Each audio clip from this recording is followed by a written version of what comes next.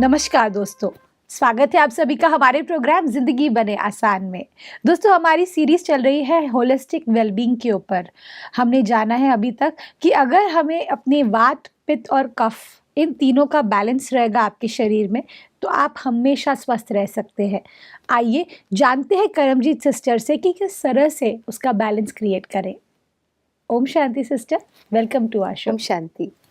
Sister, आपने पिछले episode में कहा था कि किस तरह से वात, पित्त, कफ ये हमारे शरीर का हिस्सा है और किस तरह से ये हमें हेल्दी बनाने में हेल्प करते हैं, लेकिन हमारी गलतियों की वजह से वो इम्बैलेंस हो जाते हैं। जी अब मैं जानना चाहती हूँ सिस्टर कि एज वाइज ये डिफर करता है वात, पित्त, कफ का बैलेंस जो है, या कुछ और है? जी बिल्कुल। डे 1 से लेके जिस दिन हम जन्मते हैं, पैदा होते हैं, डे 1 से लेके 14 साल की उम्र तक जी, कफ प्रधान रहता है, डोमिनेट करता है बॉडी के ऊपर। ओके, इसीलिए कफ बच्चों में, कफ की प्रकृति बॉडी के अंदर ज्यादा रहती है। ओके, अगर बच्चा नॉर्मल पैदा हुआ है और सारे फैक्टर्स उसके आसपास नॉर्मल हैं तो कफ ही प्रधान रहेगा। अच्छा, और 14 साल की उम्र से लेकर 60 साल की उम्र तक पित्त प्रकृति बॉडी में प्रधान रहती है, अच्छा, डोमिनेट करती है। ओके, 60 साल की उम्र के बाद अंटिल डेथ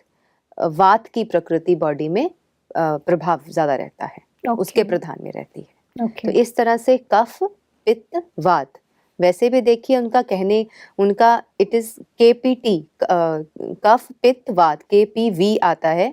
यहाँ भी कफ, फिर पित्त, फिर वात। अच्छा, तो ऐसे ही हमारे जीवन में भी पहले कफ प्रधान है, फिर पित्त प्रधान है, फिर वात प्रधान है। ओके। जी। तो सिस्टर, अगर कोई बीमारी है, जो सपोज अगर किसी को डायबिटीज है, तो वो डायबिटीज कौन से वाले से कनेक्टेड है? मतलब कफ, पित्त, वात की सब का कॉम्बिनेशन होता है या फिर कोई स्पेसिफिक चीज है जो डायबिटीज को क्रिएट करती है या कोई भी बीमारी को क्रिएट करती है? हर एक बीमारी का कॉम्बिनेशन जो बनता है कफ पित्त वात का, हर एक डिजीज में अलग है। अच्छा, अब कफ पित्त और वात बने कैसे हैं? मतलब हमारी बॉडी में 5 एलिमेंट्स हैं, जी, 5 एलिमेंट्स से ये बॉडी बनी है। राइट। पर सिस्टर, ये थोड़ा कंफ्यूजन है बिकॉज अगर 5 चीज़ों से हमारी शरीर बनी है तो हमारे जो दोषाज है वो तो 3 ही है। ऐसा क्यों? क्योंकि कफ पित्त और वात एलिमेंट्स नहीं है, वो हमारे बॉडी की प्रकृति है। ओके, 5 एलिमेंट्स मिल करके कफ, पित्त और वात को बनाते हैं। अब अच्छा, सबसे पहले ले लीजिए वात, वायु। तो हमारी बॉडी में जल, वायु, धरती, अग्नि और आकाश है। वायु और आकाश मिलके वात तत्व बनाते हैं। अच्छा, वायु और वायु तत्व और आकाश तत्व मिलकर के बॉडी में वात दोष को बनाते हैं। जी। तो आकाश आ गया प्लस वायु आ गई तो वात बन गया। ऐसे ही जल और पृथ्वी मिलकर के कफ बनाते हैं। अच्छा, जल और अग्नि मिलकर के पित्त बनाते हैं, क्योंकि जो जल है और आकाश है, इन्होंने मूवमेंट देनी है, ओके, एग्रवेट करते हैं ना, फ्लो। जल फ्लो दे रहा है अग्नि को, तो वो पित्त बन गया। जल कफ को प्रमोट, मतलब कफ कैसे बना है? पृथ्वी तत्व जो है, मीन पृथ्वी इज हैवी, इसलिए जो कफ कारक होगा बॉडी जिसकी, उसकी बॉडी हैवी होती है थोड़ी सी। कफ प्रकृति वाले लोग पित्त प्रकृति वाले और वात प्रकृति वालों से थोड़े से हेल्दी होते हैं, बिकॉज उनमें अर्थ एलिमेंट ज्यादा होता है। लेकिन अर्थ एलिमेंट के साथ क्या आया? जल तत्व। तो जल तत्व और अर्थ एलिमेंट ने मिल करके कफ बना दिया। ओके, जी। This is so beautiful sister. मुझे ये बहुत एक्साइटिंग लग रहा है क्योंकि आई एम श्योर मेरे दर्शकों को भी ये बहुत ज़्यादा एक्साइटिंग लग रहा होगा क्योंकि sister, this is so unbelievable कि हम सोचते हैं कि भाई ठीक है, ये हमारी बॉडी है, इसको हमको फिट करना है, उसके लिए हम जिम जाते हैं, हम योगा करते हैं, हम चीज़ें करते हैं, लेकिन हमको तो मेन बात तो पता ही नहीं थी अभी तक। जी, इसमें भी जी, सॉरी आपको इंटरप्ट किया। No no please. इसमें भी डिफरेंस है, किसको योगा करना चाहिए, किसको एक्सरसाइज करनी चाहिए, किसको जिम करना चाहिए और किसी को प्राणायाम करना चाहिए, किसको नहीं करना चाहिए, ये भी डिफरेंट है। अच्छा, जैसे आपने कहा ना कि एज मैटर करती है, जैसे 14 साल की उम्र से कम व्यायाम की जरूरत नहीं है, राइट। क्योंकि बच्चा नेचुरल खेल कूद में होता है। जी। नेचुरली वो खेलता है, कूदता है, कभी ऊपर चढ़ेगा, नीचे आएगा, कुछ ना कुछ शरारतें करता रहेगा, उसका शरीर चलता ही रहता जी, है ना। साइकिलिंग करते हैं, यस, सब कुछ करते ना हैं। कुछ बच्चे खेलते हैं, सब Right. मस्ती करते हैं। 14 साल की आयु से 60 साल की आयु के बीच में वाघ भट्ट जी ने कहा, कठोर परिश्रम करो, जितना हो सके शरीर से काम लो, जितना हो सके मेहनत करो, जितना हो सके वर्कआउट करो, एक्सरसाइजेस करो, योगा करो, सब करो। लेकिन 60 वर्ष की आयु के बाद आपका परिश्रम कम होता चला जाना चाहिए। ओके। जैसे जैसे 60 वर्ष के बाद आयु बढ़ती जाए, वैसे वैसे आपका जो वर्कआउट है वो भी कम होना चाहिए, लाइट हो जाना चाहिए। लाइट हो जाना चाहिए। Right. अगेन, जैसे हमने कल बात करी थी, slow to fast and fast to slow. Slow, yes. So सूरज भी ऐसे ही है, धीरे धीरे चढ़ता है, फिर धीरे धीरे ढलता है। राइट। तो दोपहर के टाइम पे बिल्कुल प्रखर होता है, प्रखर धूप होती है, एकदम फुल तेज में होता है। ऐसे ही हमारा जीवन, हमारी बॉडी 14 साल से 60 साल की उम्र के बीच में बिल्कुल फुल अपने तेज में होती है, फुल फोर्स में होती है। Right. तो उससे जितना काम लेना है लें, जो करवाना है करवाएं, जितनी आविष्कार करने हैं, जितना आपको बढ़िया से बढ़िया अचीवमेंट्स करनी है वो करें। ये 60 वर्ष के बाद धीरे धीरे धीरे धीरे उसको स्लो करते जाएं। राइट। फिर आप रिलैक्स करें, एंजॉय करें। मतलब ऐसा नहीं है कि कम करने का मतलब ये नहीं है कि बस अब खत्म हो गया, बुजुर्ग हो गए, अब तो कुछ करना ही नहीं। राइट। वो मानसिकता नहीं होनी चाहिए। लेकिन 60 साल से लेके 100 वर्ष की आयु तक जो 40 साल हैं, वो 40 इयर्स थोड़ा सा रिलैक्स्ड मोड में बॉडी जानी चाहिए, towards when you are moving 100। 60s पे ज़्यादा करो, 65 70s पे पहुंच के थोड़ा और कम, 80s में पहुंच के और कम, इस तरीके से। ओके सिस्टर, थॉट लेवल पे अगर हम बात करें तो थॉट लेवल पे कौन सा जो है इन तीनों में से रोल प्ले करता है? बिकॉज आजकल आप नोटिस करेंगे कि डिप्रेशन या उससे रिलेटेड कई सारी बीमारियां हमें आजकल लोगों को देखी जा रही है होते जी। हुए। ऐसे में इनमें से तीनों में से कौन सा रोल प्ले करता है फॉर थॉट्स? कफ प्रधान है, उसके परिप्रेक्ष्य में या उसके प्रभाव में ही हमारा जो मानसिक स्तर है वो उसका बैलेंस और इम्बैलेंस बनता है।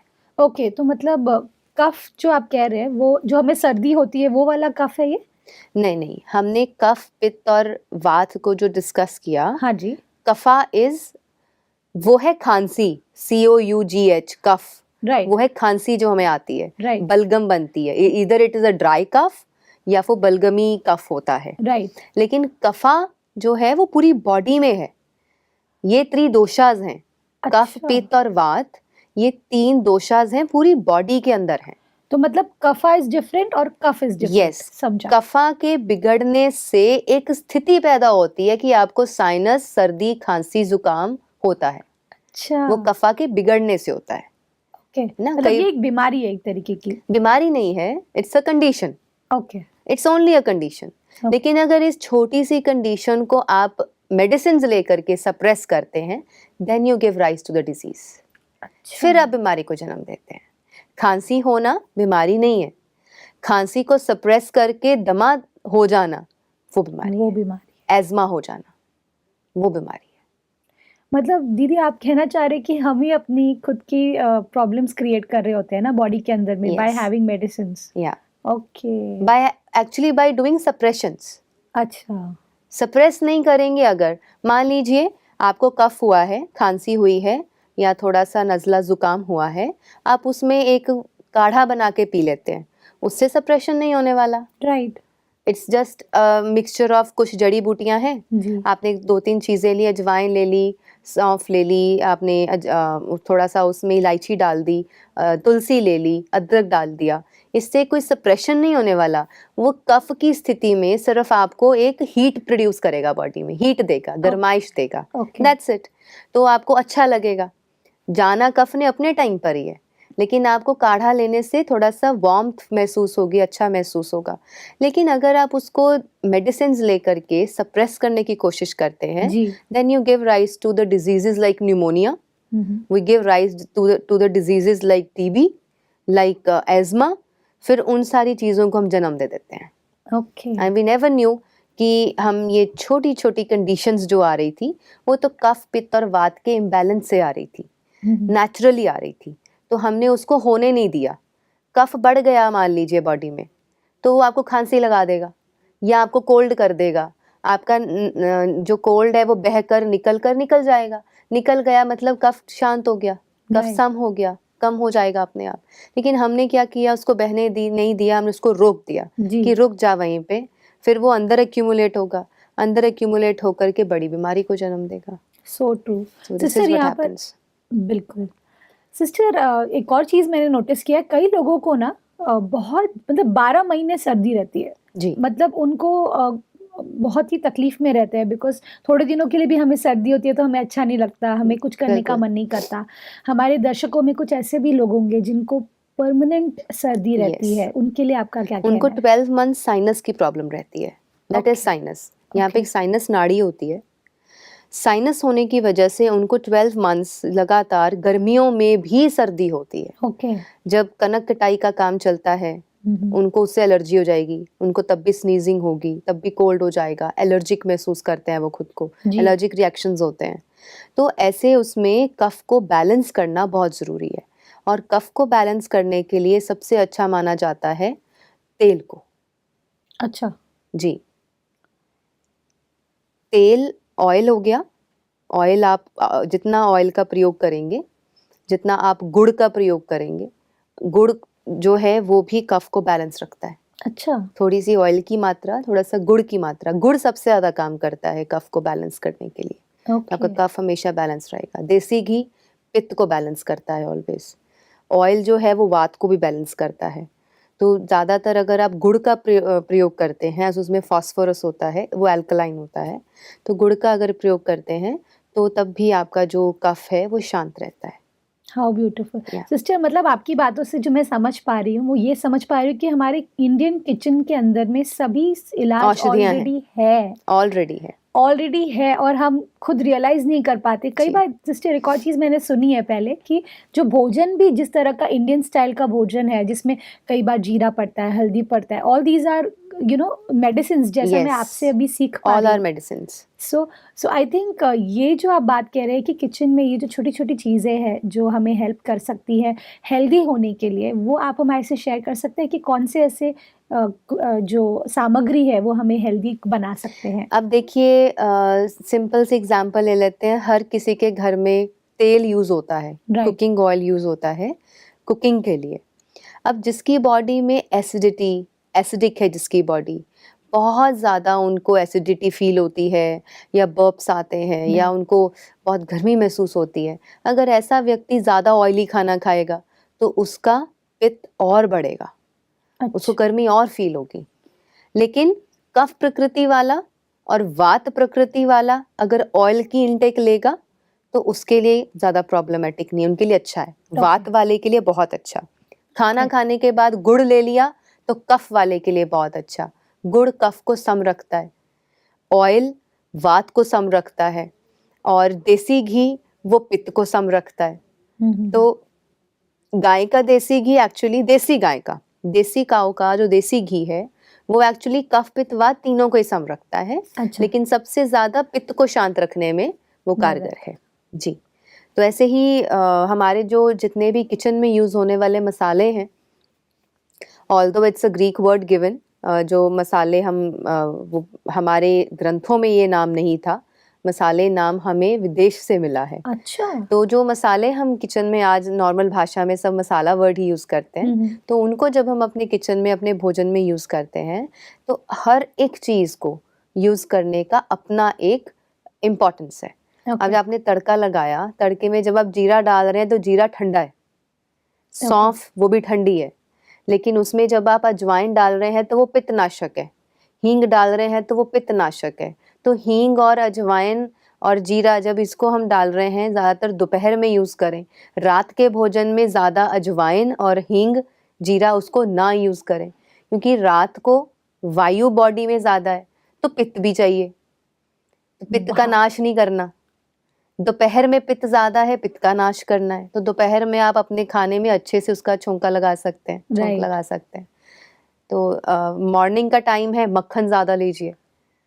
ओके। तो ऐसे जिनका कफ प्रधान है तो कफ को वो शांत करता है। ओके। तो ऐसे सिस्टर, करके अगर हमें ये ये पर्सनल क्वेश्चन है बट मैं जानना चाहती हूँ कि कोई ऐसी जगह है जहाँ पर हमको इनकी रेसिपीज मिल सकती है बिकॉज ये सच में बिकॉज मेरा ये मानना है कि चेंज लाने के लिए शुरुआत हमें ही करनी पड़ती है। जी तो मुझे ऐसा लगता है कि कोई जगह अगर हो जहाँ पर हम वात पित्त कफ बैलेंस करने की रेसिपीज हमें पता चले तो मजा आ जाएगा। जी बिल्कुल, ऐसे हमारे देश में ऐसे धरोहर हैं, धनी धोरी ऐसे बहुत हैं, जो लोग आयुर्वेद से जुड़े हुए हैं। उनकी नेचुरोपैथी की, आयुर्वेद की अपनी वेबसाइट्स हैं। ओके। जैसे अमृतसर में एक नित्यानंदम श्री हैं, उनका अपना बहुत बड़ा आयुर्वेद का कारोबार है। जी। तो वो उन्होंने अपने यूट्यूब चैनल्स पर और अपने वेबसाइट पर सब कुछ दिया हुआ है। जी। और रामदेव जी हैं, आप Right. पतंजलि के वेबसाइट पे जाकर के भी शायद बहुत कुछ सर्च कर सकते हैं, उनसे ज्ञान वहाँ से प्राप्त कर सकते हैं। जी।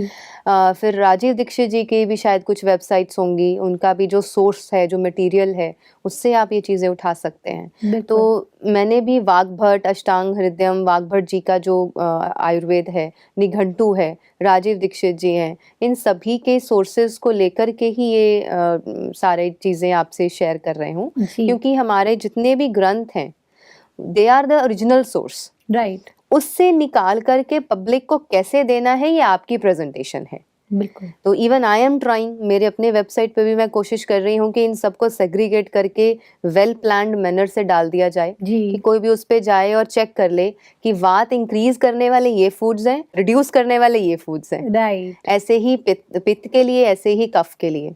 राइट। तो इन सम टाइम शायद वो भी रेडी हो जाएगी, तो वहाँ से भी रेफर किया जा सकता है। ताकि ब्यूटीफुल। हमारी कोशिश रहेगी कि हम जितना हो सके उसको वेल एक्सप्लेन्ड तरीके से हम अपने एपिसोड्स में भी डिस्कस करते रहें। दीदी आपने कहा था कि दिनचर्या बहुत ज़रूरी है, रूटीन बहुत ज़रूरी है जिससे आपका तीनों कफ पित्त और वात तीनों के तीनों बैलेंस हो सकते हैं। अब मैं जानना चाहती हूँ सिस्टर, कफ प्रकृति वाले जो लोग होते हैं उन लोगों की रूटीन या दिनचर्या कैसी होनी चाहिए? देखिए, सबसे पहला पॉइंट हमने ये डिस्कस करके क्लियर किया है कि कफ प्रकृति प्रधान होती है डे 1 से लेके 14 साल की उम्र तक। राइट। यस। यस। कफ बिगड़ा हुआ किसी का भी हो सकता है, किसी भी उम्र में कफ बिगड़ सकता है, लेकिन डे 1 से लेके 14 साल की उम्र तक कफ प्रकृति बॉडी में प्रधान रहती है, ओके। डोमिनेट करती है। इसलिए रेकमेंड किया गया है वाग्भट जी द्वारा कि 1 से 14 साल की आयु तक के बच्चों को लंबे समय तक सोने देना चाहिए, specially in the morning. Okay. क्योंकि मॉर्निंग का टाइम होता है जब कफ अपने मतलब खूब उसका तेज ज्यादा होता है, प्रभाव ज्यादा होता है। तो वो जब अपने अल्टीमेट जोर शोर पर काम कर रहा है, उस समय जब बच्चा सोता है, उसका कफ शांत रहता है। इसमें आप देख लीजिए कि आपका जो भी दर्शक देख रहे हैं कि आपके घर में अगर बच्चे हैं तो वो किस आयु के हैं। 4 साल तक हैं, 16 घंटे की नींद एक्सेप्टेड है। 4 साल से 8 साल के बीच में है तो 12 से 14 घंटे की नींद एक्सेप्टेड है। और अगर 8 साल से 12 साल या 14 साल के बीच में है तो 8 से 9 घंटे की नींद उनके लिए एक्सेप्टेड है। ओके। तो उस हिसाब से बच्चे को सोने दें। उससे क्या होगा, नेचुरली कफ वाले को नींद ज्यादा आती है। इसीलिए आप एक यहीं पर रिलेट करके देखिए, जब भी किसी को सर्दी खांसी जुकाम होता है उसको नींद बहुत आती है। हाँ, ये बात सच है। यस। और उन्हें जो सिरप भी दिया जाते हैं उसमें भी नींद होती है। उसमें भी नींद होती है, Right. क्योंकि कहीं ना कहीं ये अंडरस्टैंडिंग है कि कफ प्रकृति जब बिगड़ गई, कफ जब बॉडी में बिगड़ गया तो उसको सम करने के लिए नींद जरूरी है। Okay. तो जब छोटा बच्चा नींद करता है तो उसका मन काल्पनिक होता है, उसकी कल्पना बहुत ज्यादा हायर लेवल पे चली जाती है, उसका इंटेलिजेंस बढ़ता है, तो उसकी जो स्टडीज है वो प्रभावशाली होंगी, उसका कंसंट्रेशन लेवल माइंड का बढ़ेगा। और अगर आप उसको जोर जबरदस्ती करके थोड़ी नींद लेने देते हैं और उसको जबरदस्ती उठा देते हैं तो उससे बच्चे का मन जो है वो प्रभाव में आता है। राइट। वो चिड़चिड़ा होगा, वो गुस्सैला हो जाएगा, उसको गुस्सा ज़्यादा आएगा, उसको क्रोध ज़्यादा आएगा और वो फ्रस्ट्रेटेड हो जाएगा। और कई बार बच्चे घर छोड़कर भागने के लिए तैयार हो जाते हैं। राइट। और जितने भी लोग, वाग्भट जी ने यहाँ तक लिखा है कि जितने भी लोग क्रिमिनल्स होते हैं वो ज़्यादातर कफ के प्रभाव में ही वो सारे क्राइम करते हैं। अच्छा। कफ बिगड़ा मन को शांत नहीं किया, नींद अच्छी नहीं ली, कफ आपका बिगड़ता चला गया, आपका माइंड जो है वो फ्रस्ट्रेटेड हो जाएगा, उसमें गुस्सा आएगा, उसमें क्रोध आएगा और आप रिवेंजफुल हो जाएंगे। ओके, जी, मतलब इस लेवल तक इन तीनों का रोल प्ले करता है हमारी लाइफ में। yes. It's Okay. not only related to the physical body, ji, but it is also related to the hormonal balances. It is also related to the emotional balances. तो मतलब अगर मेरा इन तीनों में से कुछ भी इम्बैलेंस है तो ऐसा भी हो सकता है कि मैं उदास ही रहूं पूरे दिन, Yes. या फिर मैं बहुत ज्यादा खुश हो रही हूँ, ऐसा भी होता है? बिल्कुल होता है। ओह, कफ पित्त और वात के बैलेंस एंड इम्बैलेंस दोनों की वजह से, क्योंकि अल्टीमेटली या तो आपका बैलेंस इम्बैलेंस खाने की वजह से हो रहा है, या दवाइयों की वजह से हो रहा है, या नेचुरली अपनी गलत लाइफस्टाइल की वजह से हो रहा है। राइट, तो जब इम्बैलेंस हुआ तो इम्बैलेंस की वजह से मानसिक पर भी प्रभाव पड़ सकता है, फिजिकल शारीरिक पर भी प्रभाव पड़ सकता है, बिल्कुल, बिकॉज बोथ आर कनेक्टेड। ना तो हम अकेला शरीर है, ना हम अकेला ही आत्मा है, राइट, हम दोनों का कॉम्बिनेशन है। आत्मा और शरीर एक दूसरे के पूरक हैं। राइट, तो आत्मा और शरीर दोनों को ही बैलेंस करने के लिए physical factors, emotional factors and mental factors तीनों ही बैलेंस होने ज़रूरी हैं। तो तीनों में ही कफ पित्त वात जो है वो बहुत इंपॉर्टेंट रोल प्ले करते हैं। वाओ। सिस्टर, एक और चीज़, जैसे कॉम्बिनेशंस होते हैं, जैसे मैंने सुना है कहीं पर कि जैसे वात और पित्त किसी का इम्बैलेंस होता है, Yes. या फिर मतलब अदर जो भी कॉम्बिनेशंस है, ये तीनों के बीच में भी ऐसे कपल टाइप भी होता है कि क्या होता है? Yes, there are always two. किसी का तो सिर्फ वात प्रकृति होगी, अच्छा, किसी की बॉडी सिर्फ पित्त प्रकृति होगी, किसी की सिर्फ कफ प्रकृति होगी, किसी की कफ और पित्त दोनों होगी, किसी की पित्त और वायु दोनों होंगी। ओके, तो वो सबकी अलग अलग है। ओके, यस, अब जैसे सपोज मैं अपना एग्जांपल ही ले लूं, तो मेरी बॉडी पित्त और वात दोनों ही है। जी, अगर मैं गर्म चीज़ ज़्यादा ले लेती हूँ तो पित्त बिगड़ जाता है, अगर ठंडी चीज़ ज़्यादा ले लेती हूँ तो वात बिगड़ जाता है। तो ओह, दोनों को ही बैलेंस करना है, मुझे पित्त को भी बैलेंस करना है, वात को भी बैलेंस करना है। तो इसलिए अपनी बॉडी की प्रकृति को समझना बहुत ज़रूरी होता है कि उसको समझ करके उसकी दिनचर्या चलाएं। राइट, इसीलिए हम कफ की दिनचर्या की बात कर रहे थे बिल्कुल, कि कफ प्रकृति वाले बहुत ज़्यादा प्राणायाम, व्यायाम और भाग दौड़ वाली चीज़ें वो कम करें। एक्सरसाइजेस बहुत ज़्यादा, योग आसनास, व्यायाम और प्राणायाम ये कम से कम करें, और मालिश ज़्यादा करें। ओके, जिनकी बॉडी कफ वाली है कफ वाली। वो मालिश ज़्यादा करें। सिस्टर, आज हमने बहुत सारी बातें आपसे सीखी, जिसमें मुझे सबसे अच्छी बात ये लगी कि अगर मन को हमें शांत रखना है, पीसफुल रखना है, तो कफ का बैलेंस होना बहुत ज़्यादा ज़रूरी है। जी, thank you so much sister for coming and giving us your valuable time.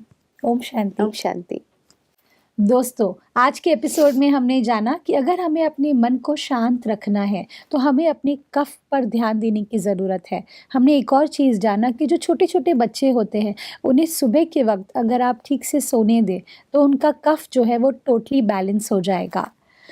और भी इन्फॉर्मेशन के लिए आपको हमारा अगला एपिसोड देखना होगा। इस बात के साथ आज के प्रोग्राम को हम एंड करते हैं। कल आपसे फिर मिलेंगे आपके ही शो में ज़िंदगी बने आसान। ओम शांति। अधिक जानकारी के लिए संपर्क करें। जिंदगी बने आसान, Brahma Kumaris Godlywood studio, Shantivan, Abu road. Call 8094913487487।